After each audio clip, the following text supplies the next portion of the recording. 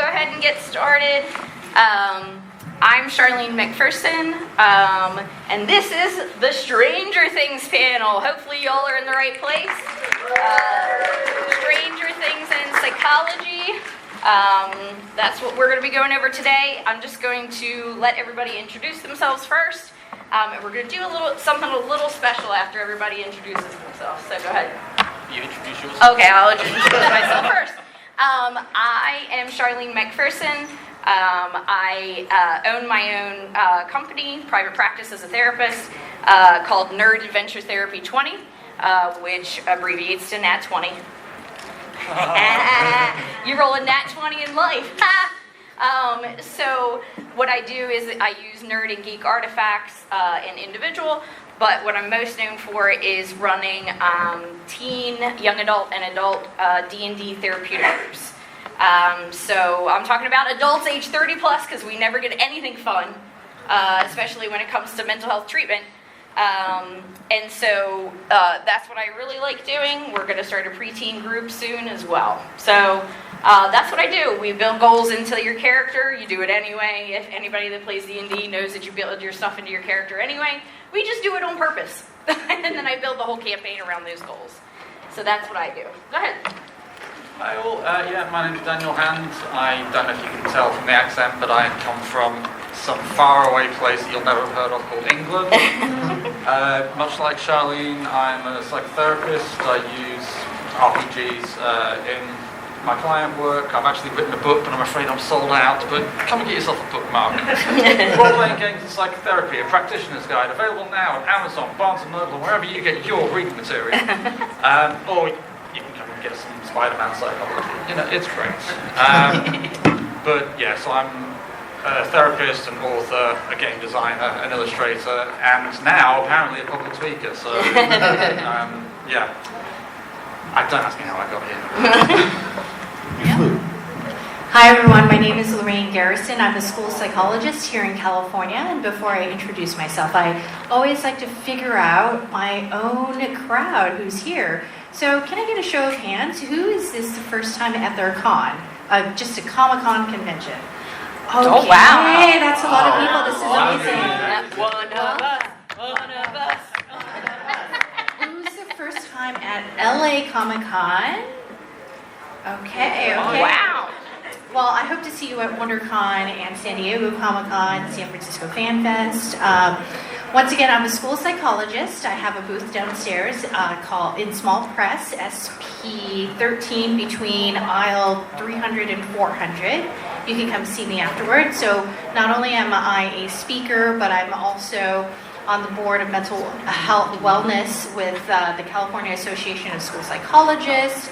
I'm on the board for a nonprofit organization that supports social emotional wellness with Dr. Roldan here called Pop Culture Hero Coalition. I'm all over the place. I'm with San Diego Comic-Con Book Club. I don't know. I do things. I promise I won't bite. I'm going to say I do things, and I love you all. Good afternoon. Hello. Okay, there you go. Good afternoon. My name is Dr. Roldan. I'm a clinical psychologist, but not your psychologist. Everything that we say here is for fandom and for education, so you're in the right place. I'm also a podcaster at Our Oasis Community Podcast, where you come and get resources for calming your nervous system. I'm a professor at San Diego State University, where I teach all things psychology and science. And also I'm part of the board of education in geek culture. And I am Dr. Benjamin Taitz. I am also a psychologist, not your psychologist, but I'm a good one, I'd like to think. I work in clinical and forensic psychology, and I speak on various panels with almost everyone on this panel, at least once before, about various topics of geek culture and mental health. And I just love the intersection of those things as well. And I am the ship's counselor for the USS Akusa, which is the Orange County chapter of The Fleet, a Star Trek costuming and charity fan group. So if you like Star Trek and charity and fandom, you can check them out on the show floor.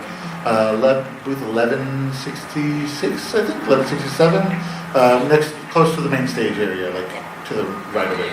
Yeah. And just an announcement, obviously we're neuroaffirmative, so if anybody wants to sit on the floor instead of the chairs, if anybody needs to get up and walk around, please do so. It will not bother us. Because I know I'm sitting here, my legs going underneath the table, right?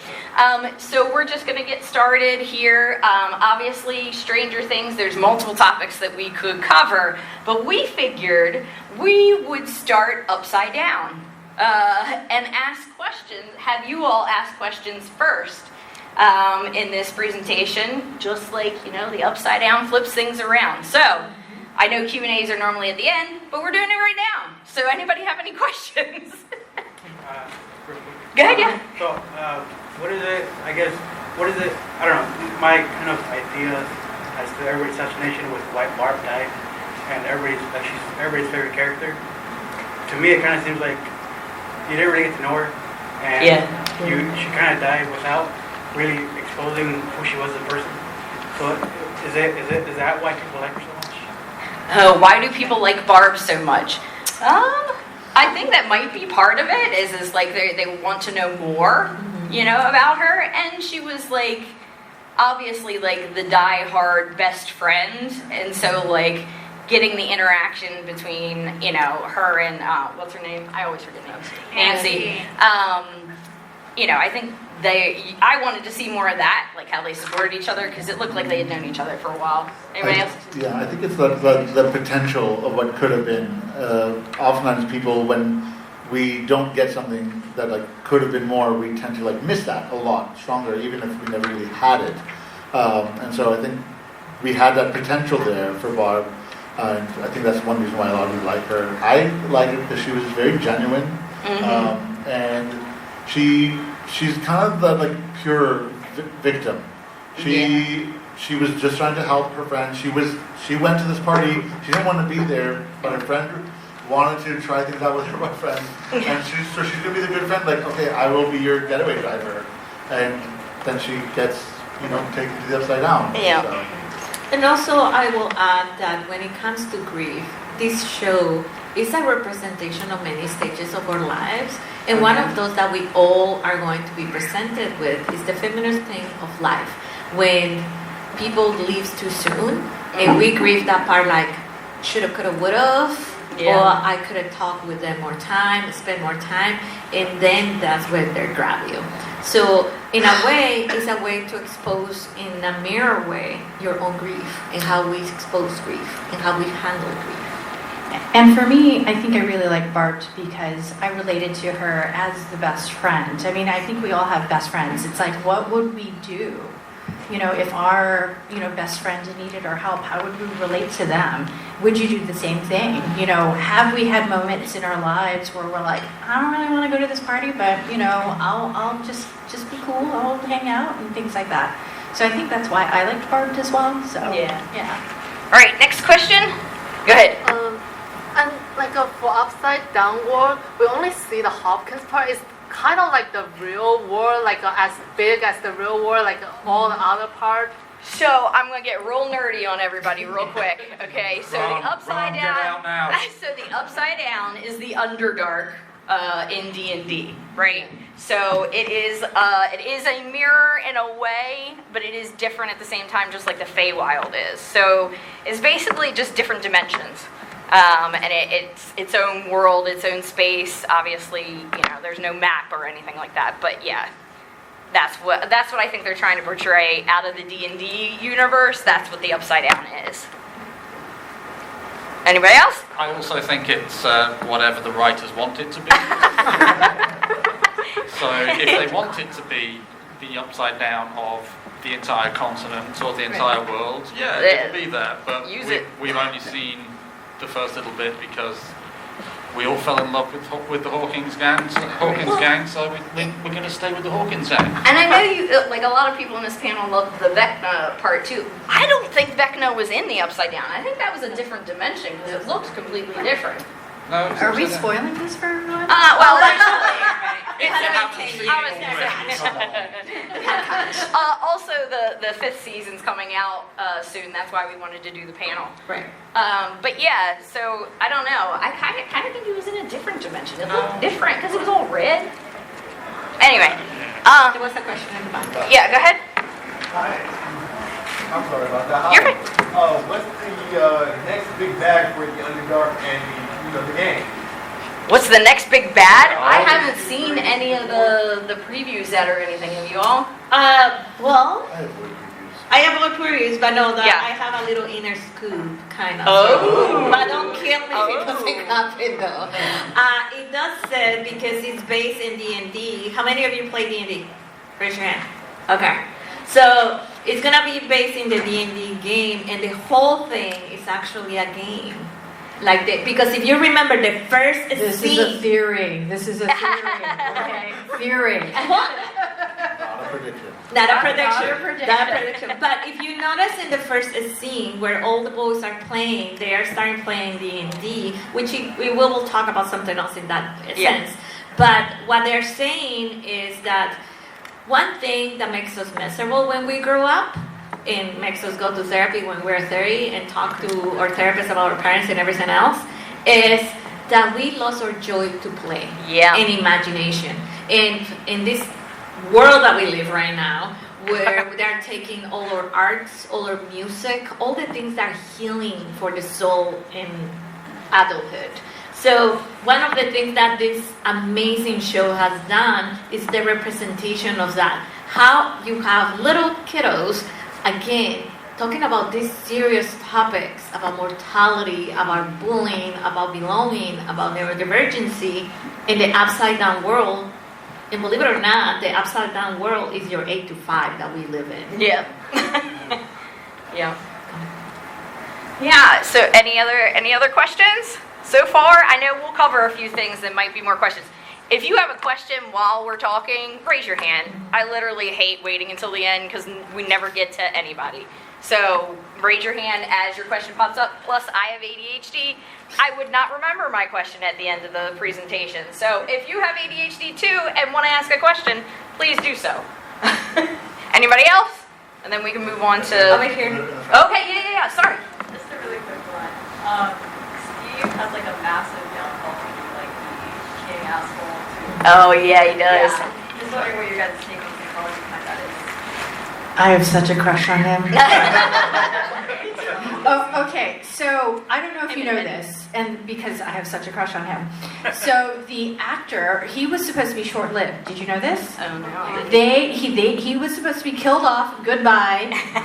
Yes, but because he is so personable, they added him to the character. The writers did, and they did a whole change of his character, and that's how he basically in writing it's called Save the Cat, so he saved the children.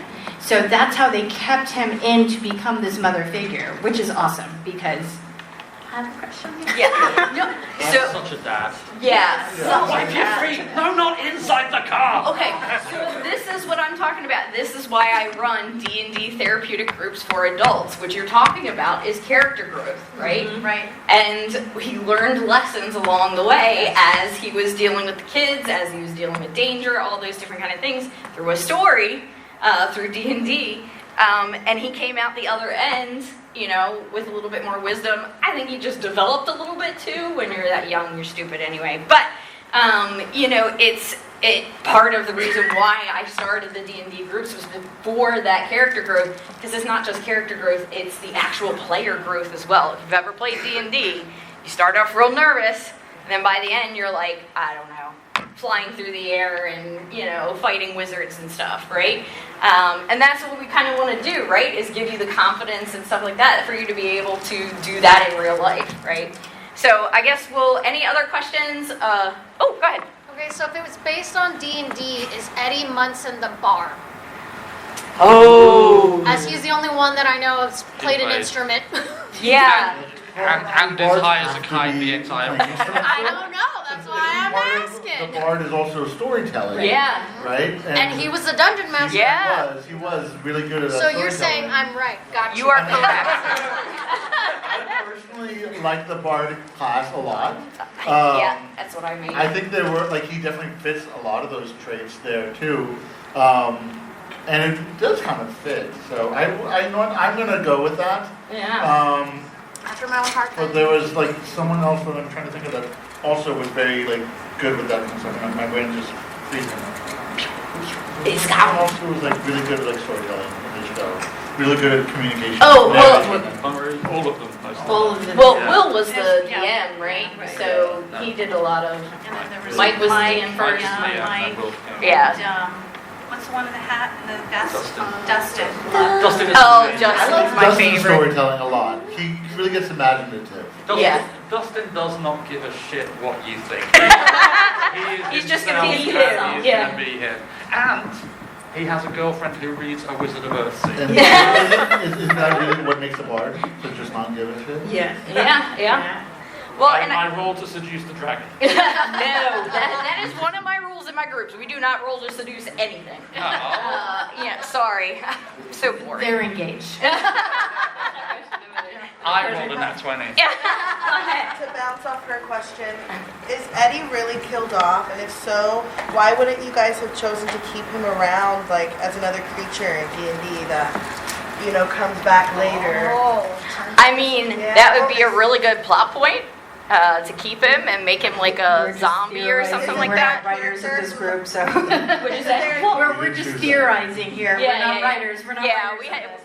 we're not that. Well, There but is she's a talking, like, but she's worse talking than about, Magna, but she's also right? talking about the And then game comes though. back later on. Yeah, I think I think you maybe I think that was one of the theories that I've read is that they're going to bring Eddie back because everybody loved him so much. But then I also hear things like that. Yeah, so I have But we no didn't see you idea. actually die. You know, that's the thing. If you don't That's see them always- die, that's Yeah. they're not So dead. I think if we can reframe this question to, would you like to see Eddie more? Yeah. And why? And What also, about Eddie appeals to you and connects with you? right. And you have to remember, because it is based in the D&D game, Yeah. all of us as therapists that we do use games to practice skills, and one of those is loss, and one of those is also we don't know. Yeah. And the unknown kills us all the time. But that is a fact of life. That there is a lot of things that we don't know in that anxiety. And then you roll your dice again, and there you go. Yes. Why wasn't Eddie just fell into the 100 and he survived? Oh, that'd be a pretty Yeah. cool That's a story good too. theory. That's a good theory. I mean, y'all are giving me fodder because I'm starting a new adult group on October 7th. So I'm like writing these down in my head, going, "Okay, that's a good theory." I like where you go with that because what he did and then like what his life. So then how he changed as a person with that, how would that impact him? So many ways that this can go, and he can grow as a person in new ways that he might not have had he not followed. But if we're going to look at it strictly in terms of the writing and, with the mental health connotations, this is very much, the Upside Down is very much your cliche catabasis, it's the underworld, somebody has been sent there and somebody from our world needs to go in, overcome some challenges, rescue them and bring them back, usually without looking behind them, because if they do that then everything goes down. Because that's what the first season was with Will, and then we've got what season is it? Season 4 where Hopper's in Russia. Yes. Yeah, we've got to go back to Hopper. Yeah. Poor old Bob. Oh. Yeah. Sorry for some spoilers if you. Yeah, I was gonna say if you haven't seen it, sorry. If you haven't seen them, there is actually a series of comic books, and there is one special series where Bob has written a D&D adventure, and Will finds it and heals up. But basically comes to terms with Bob's passing through D&D. Yeah. But yeah, so I think if any of you have any ideas what happens to Eddie, I think all of those is valid right now, and none of us is going to know until the season starts. So. Well, and I'm trying to think about Eddie as a character, like in my D&D groups. What would the player be working on as Eddie? He definitely. Drug addiction. Yeah, I mean drug addiction, obviously. Yeah. But also, like, he had not graduated a couple times, right? Yeah, I would definitely, if he was my student, I would definitely work on self-esteem. Right, Yeah, self-esteem, his values, where does that come from? Yeah. Family attachment. Yep. Right? Trauma. Right. Yeah. Trauma. Exactly. Yep, yeah. exactly. So that's an example of, again, like somebody working through their stuff through a story, right? So one thing I did want to cover when it comes to neurodiversity and gaming, there was a really, really good example at the beginning of the series of nonverbal communication and accommodating nonverbal communication. When Elle didn't have the ability to tell them what the Upside Down was or what the Demogorgon was, she used D&D to explain what was going on. Sorry, there are some chairs right down the front. Please do come forward, that's fine. We're not going to bite. I will, but you know. You're further enough away over here. But when she flips the board and then puts the Demogorgon in the middle and Will in the middle, like that is in gaming. A lot of us use gaming and stuff like that for therapy. Like nonverbal communication through gaming is amazing. And again, like all of these kids, I would bet, are neurodivergent in some way, shape, or form. And so communicating through D&D lore and language and things like that, like people actually understand what they're saying when they, know D&D. It's a shared. It's a shared common, language, right, it's a common language, Yeah. common communication, common, Collective unconscious. yeah, collective unconscious, like a community. Yeah. Sharing that community is really important, and so that's what, when I talk to my kids, I'm always asking them, what is their fandom?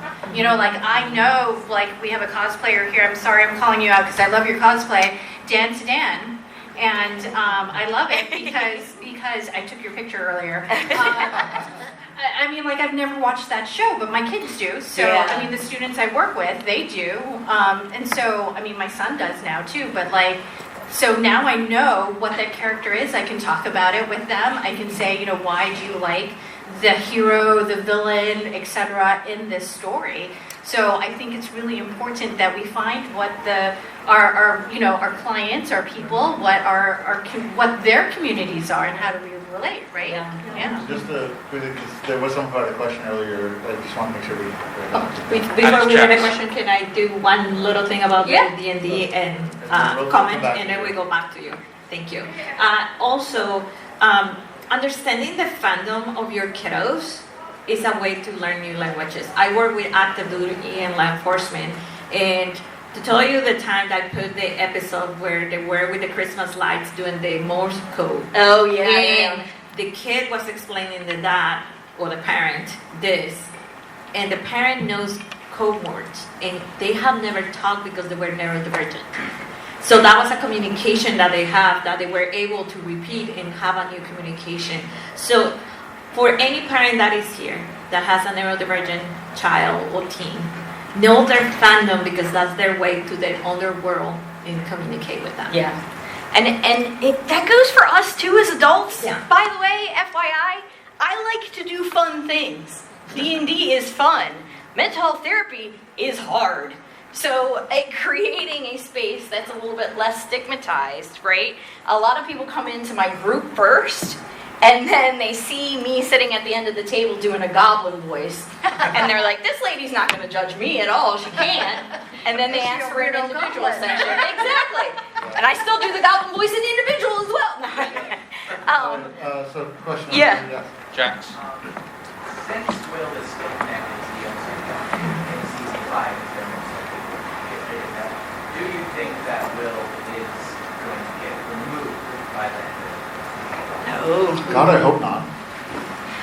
Yeah, that would be tragic. That'd be good storytelling, though. Yeah, then we can deal with the loss. As well. How would we cope with that loss? Right. I don't want to deal with that loss. I want him to stay. No, I don't think the showrunners would be brave enough to do something like that. Will is far too beloved. He's been far too important to the scene. I mean, thematically, yes, like it would make sense, but from an entertainment standpoint, Well, and also he's the main representation of LGBTQ Right.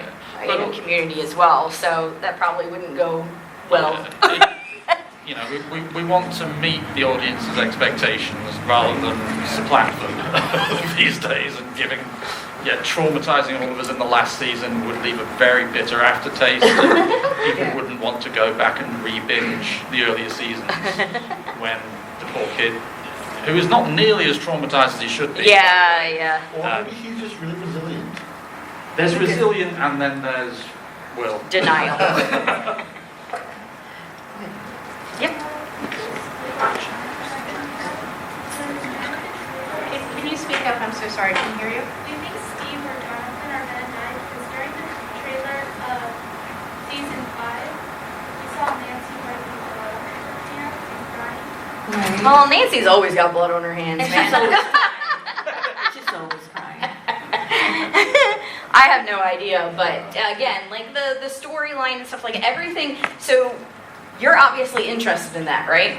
Mm-hmm. That's something important. You're connecting to that character in some way, shape, or form, right? Yeah. And so, like, whatever the quality of that person is that you admire, or something that you would like to do that Steve could do, or Eddie, right? Like, that's the exact reason why we use psychology in gaming. Because it's like, okay, it's a safe place for you to try out things that you would like to be, you know, a better self or an ideal self, right? Usually people come to me and they either play their self, just period, they play the opposite of themselves, or they play their ideal self. And so they can practice those cognitive behavioral goals that would be scary. Like, I don't know about you all, but when you're trying to get people to say no or set boundaries with people, like, oh, well, go tell your boss no. See how that works. And it's like, no, there's a very real danger that you could get fired there, right? Well, okay, well, now you're playing a monk gnome in the middle of, you know, a D&D game, and you need to tell the giant character that you do not want to ride on his shoulder because you are an independent person, and even though you're small. Like, that's something that you can do without having those real-world consequences, but again, practicing those things. And the same thing happens in video games. And I wonder, how many of you like Vecna? Vecna? Yeah, Vecna. Who likes them? Like, what do you mean by that? Yeah. like He's a favorite character? Yeah. Like a character, like a story, like... Yeah. I guess so, yeah. And the reason why I bring this too is because the show does a great psychological mind-boggling or jigsaw puzzle. Yeah. When it comes to like where he lives or why he was created. And there is a thing in psychology that we call parts work, where all your parts are valid and all your parts are needed. Even the scary, ugly ones, aka Vecna. Because he didn't become what he was in the beginning. It was a series of traumas and a series of consequences and lack of support that created him in there. And so I want to talk about that, about how we do trauma work and trauma growth with something so representative as Vecna. Yeah. I literally had someone once tell me, okay, I don't know if there's any Avatar The Last Airbender. I'm kind of going off of D&D, but Avatar The Last Airbender, the RPG's awesome, by the way. I play a Earthbender. She has a mongoose lizard and she causes havoc. I'm running the game and chaos gremlin right here, guys. It's a lot of fun. But I don't remember what I was going to say. Sorry. We were talking about shadow work and parts. Yeah, I don't remember. It'll come back to me. Anybody else have any questions? I'll just say something about shadows and stuff like that. So, ADHD as Sara said, you know, all these parts are important for different reasons and they serve a purpose. And it's important that we meet those parts where they're at. Not to like have any value judgment, but just like, okay, these are parts of us, and what is it telling us that we need? And the shadow part that Vecna represents is also important because it's telling us that there's something that's not being met. And there's also parts of us that we wish we could release, like that anger and the aggression, something that we not allow ourselves to feel or something like that. And so it's important that we do talk to our own Vecnas. Oh yeah, so don't give Vecna the wheel. Like, he doesn't get to drive the car. So we can talk to him and say, okay, well, where do you want to go, Vecna, and why do we want to go there? I remembered, guys. You're welcome. Thank you, Benjamin. I actually had a client look at me and say, anybody that knows Avatar: The Last Airbender, that they were afraid they were going to end up like Azula. And you go tell a regular therapist that has no idea about, fandom or, games or anything like that, they're going to be like, what the heck are you talking about? And I literally answered him, I was like, no, you're going to be a Zuko. Because you're going to work on your stuff, you're here, you're doing your work, you're accepting yourself, you're figuring out your way, like all that different kind of stuff.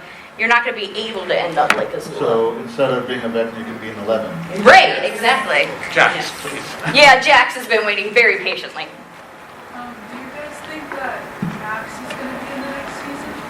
I hope so. I love Max. Max is amazing, yeah. But had a bit of a rough time of it. Yeah. Season 4. Oh, no. This Just is a sort of little fine. bit. Sort of fine. No problems there whatsoever. I don't know what you're talking about. Yeah, and I would just say for every single one of these characters, they should have a therapist. D&D's great, but D&D is therapeutic. It's not therapy unless there's a therapist at the head.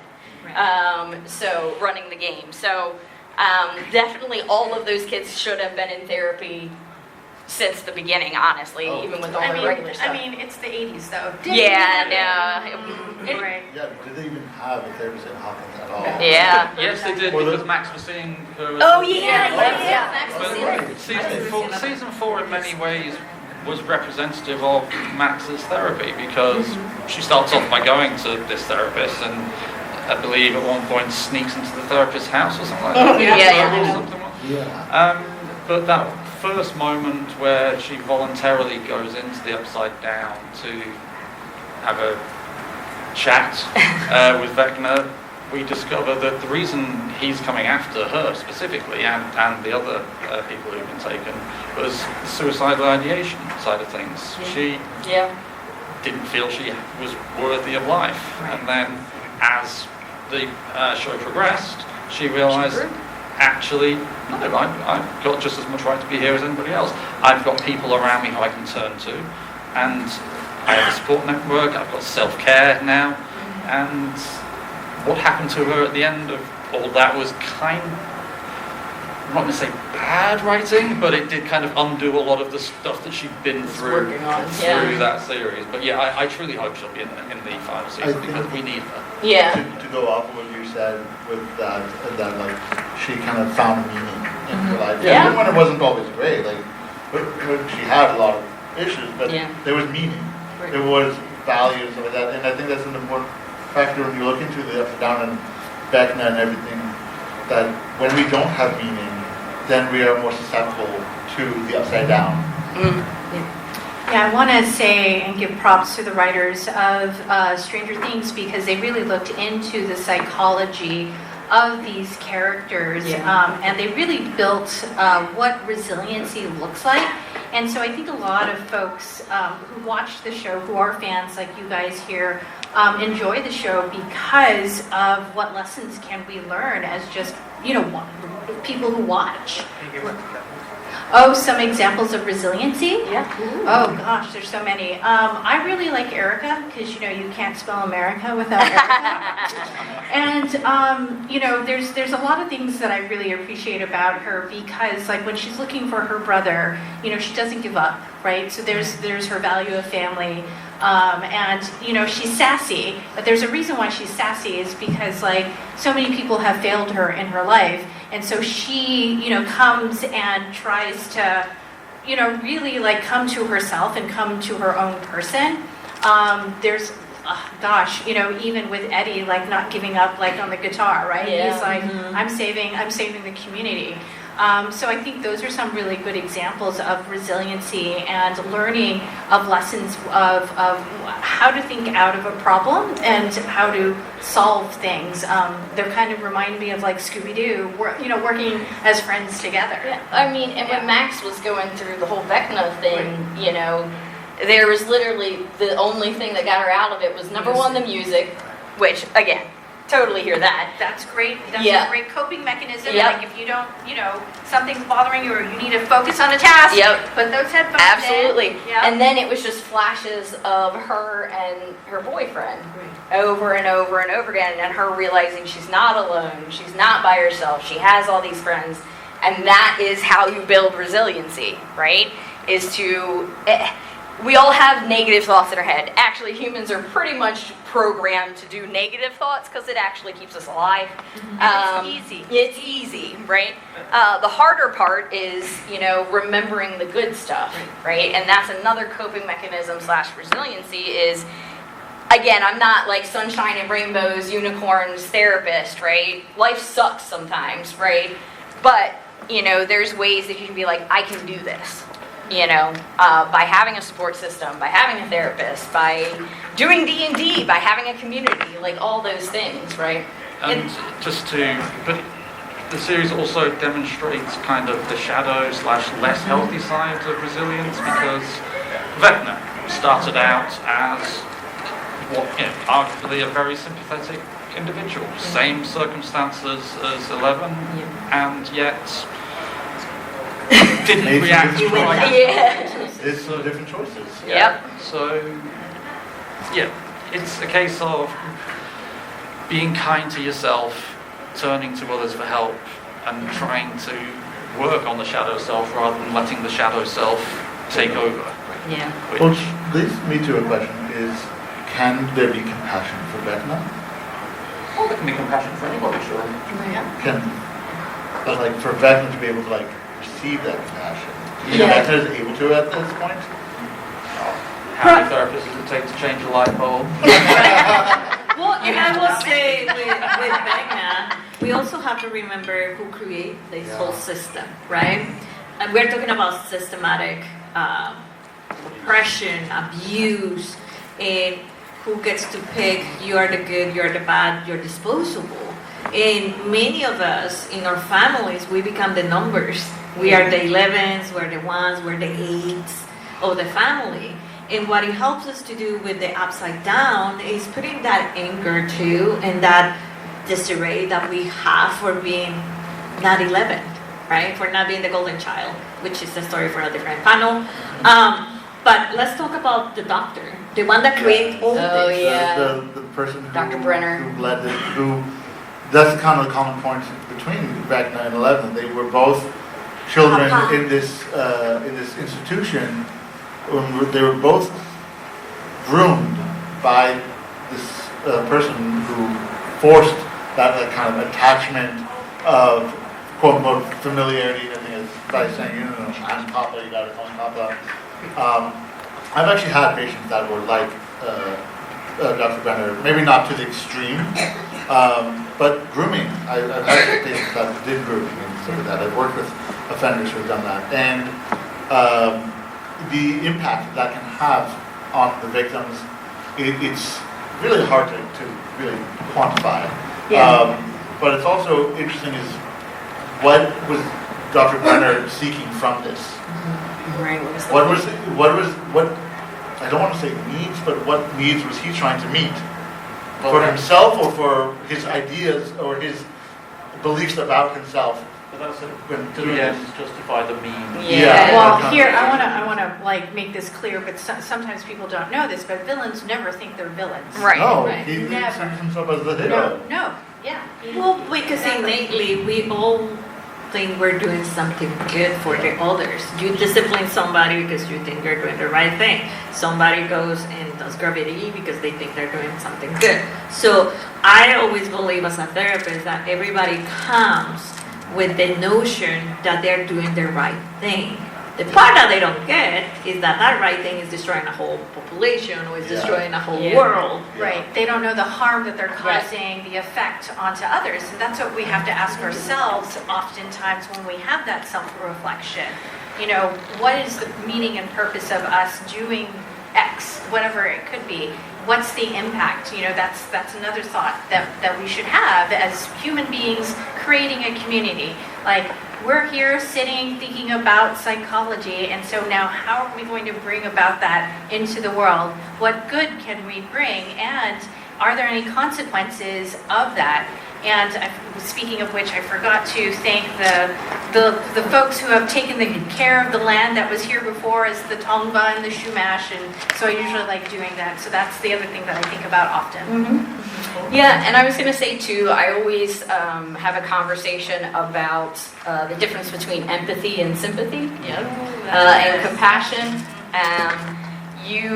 When you're sympathetic to someone, you feel what the other person is feeling, like you're along there with them. Empathy tends to be more, okay, you can understand where they're at, but you're not there with them, right? And it's not a dirty word. Right, and neither one is a dirty word, right? So they both have their uses. Yeah. And they're also difficult to achieve in different levels. Yeah. Empathy is hard. Yeah. And so sometimes we can't always get to that same level, so we try to work with what we can and try to get there. Yeah, and when I explain empathy to clients, I'm like, empathy allows for boundaries, right? Like sympathy does not, right? You are along with that person, you're along for the ride, you know? Empathy, you know, you are understanding where they're at, but you're hopefully trying to stay a little bit more level-headed, like those type of things, right? But if talking about Vecna, this is where this was going, yes, you can have compassion for Vecna, but I'm still going to set my major boundaries and be like, absolutely not. I don't want to be your friend. Right, but also Vecna is the one in a very disturbed way. He's trying to get sympathy from people. Yeah, he is. Like that whole saying, Misery loves company. Oh, he wants company. He wants company. He wants that connection. He wants compassion. He wants the sympathy. That's what a lot of villains want. And that's his main line, isn't it? Join me. Yeah, yeah. And another example of that is I'm gonna chop the name, the doggy. Demogorgans. Yeah. The Demogorgans. So everybody was scared of them because obviously they eat things. But when we have the little puppy one, the ugly little puppy one, I was like, it reminds me of the Pesquinkle because they look like that, like no hair and they're ugly. But they're so lovely, and they're lovely because the environment. Yeah. It was the environment, and everybody told him, drop it, lose it, kill it. And we're like, it's a little thing that needs care and attention. And how many of us, for whatever reason, we have to scar somebody because they're too different from us? Also, that was the best example of animal handling in D&D that I've ever seen. Yes. So, like at the end when that Demogorgon comes next to Dusty or whatever, and it decides to eat the candy instead of eating them, I was like, he just cast animal companionship. But it was a very good example of that. Yeah, for behavioralists, right? So those who are here in the room that work with special education or anything like that, it's like distraction, finding other samples of goals and things that the person may need instead. So the Demogorgon was just like, I like these people, I don't want to eat them. Yeah. Just don't. He had independent thought, and I think that again that goes like nature versus nurture, you know, resiliency, like all those things, right? Go into that final decision. Also, animal handling in D&D. That dice, man. He rolled a nat 20 on that dice with that animal handling. Yeah. The whole upside down is an allegory of how we don't know how to cope with life, and then how we learn coping skills that are useful and they are mindful and they're putting yourself in the other person's shoes versus hating them. Because one of the parts of like the doctor is that he pities all the kiddos, all of them, except 11. And that was the creation of that whole hate group that they have.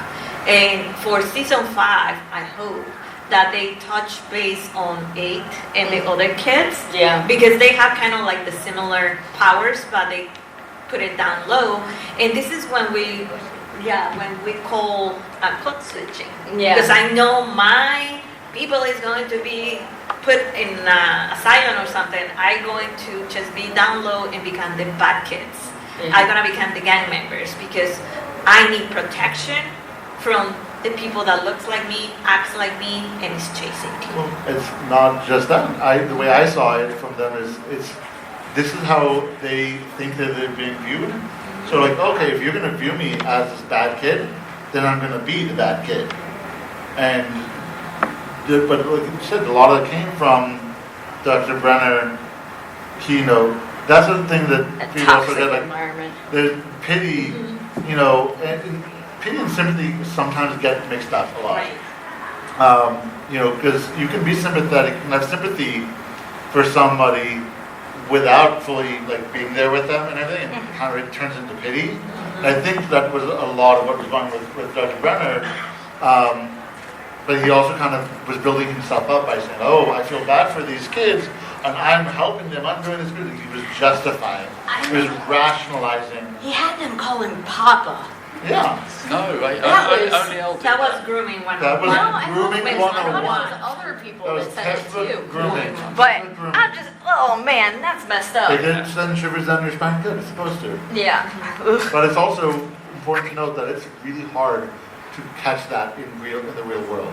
Yeah. It doesn't always look like that. No, it's not as obvious. And so, just FYI. But they feel the shadows are real. yes, the shadows are real, but the feeling that you have in your gut with the whole Yeah. that's not that shouldn't not Listen be That's there. not a healthy relationship.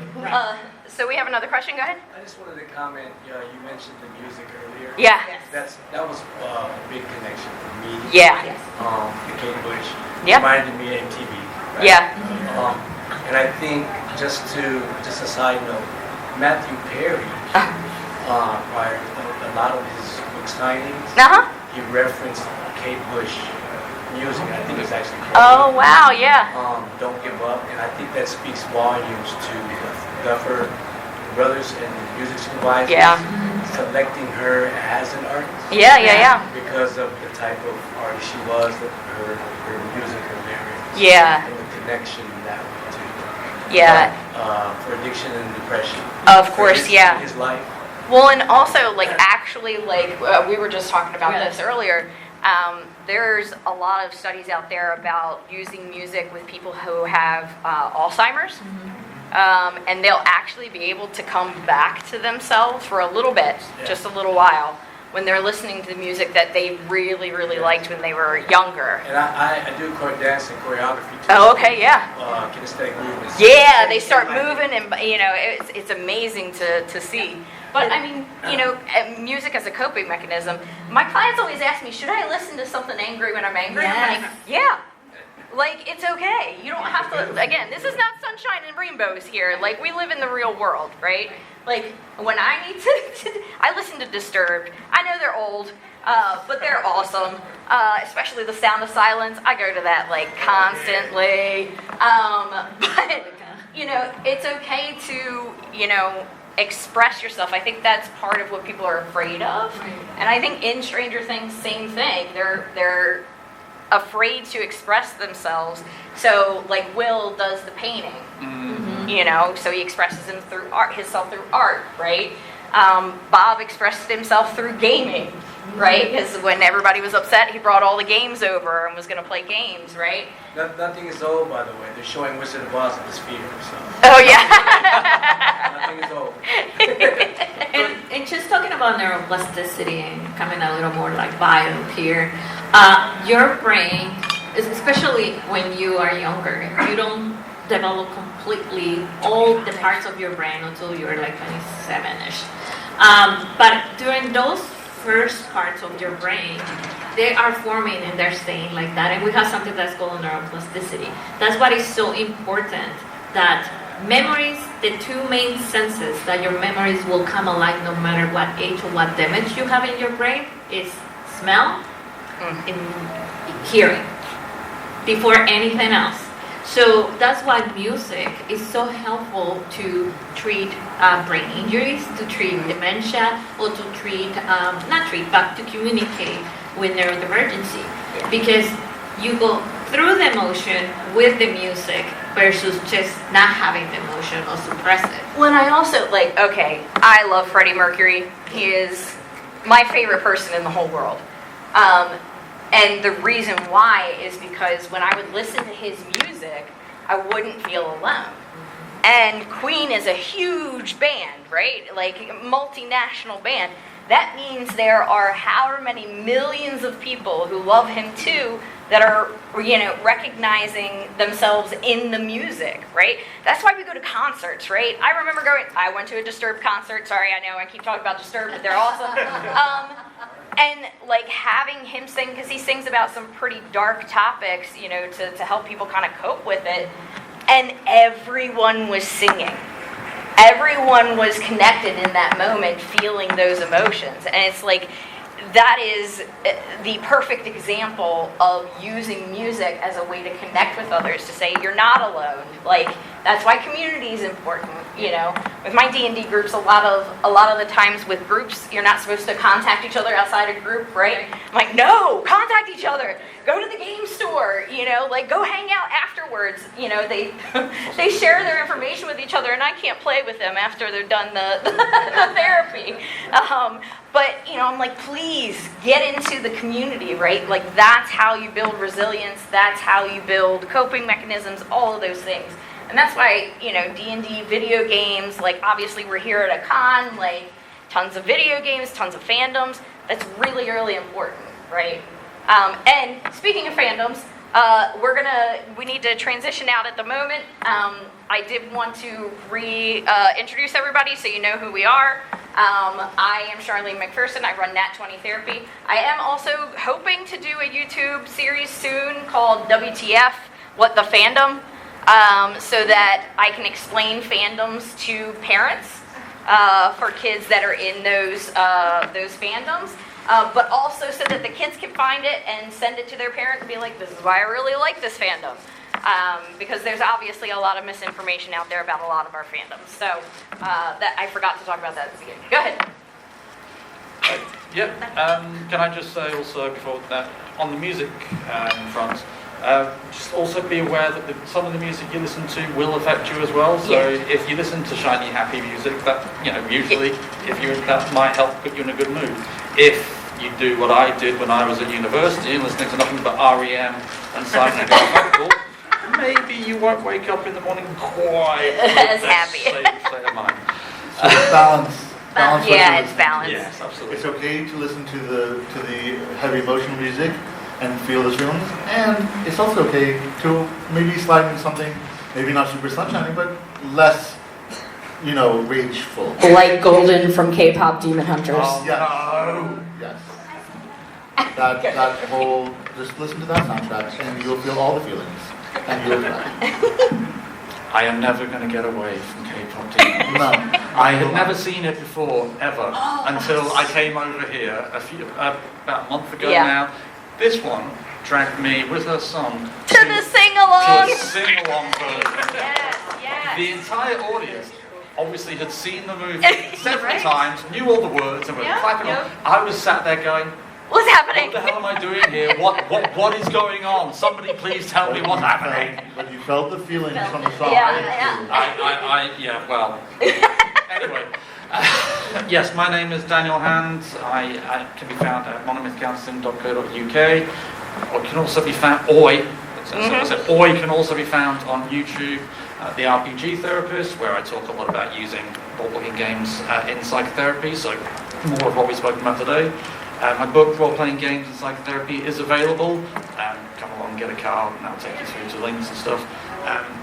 This is the last copy of this book I have with me, Spider-Man Psychology, Untangling Webs, where you look at Spider-Man in this case, but there's Doctor Who psychology, Handmaid's Tale psychology, so if you want some real up-to-date, pertinent stuff, go and get that.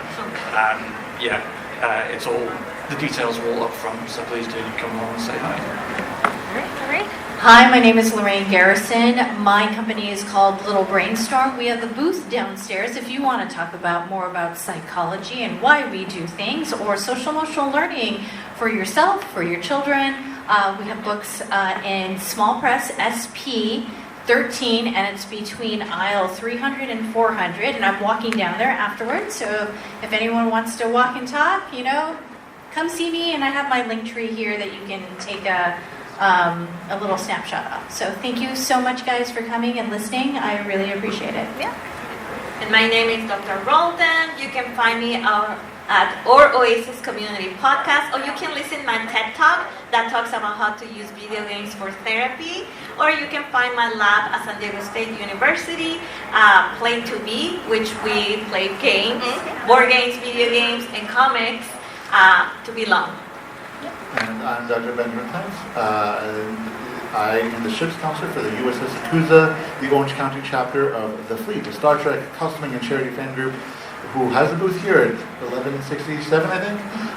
So if you like Star Trek and charity and fandom, please check us out and do good like that. All right, that's it. We got to get out of here. Thanks for coming.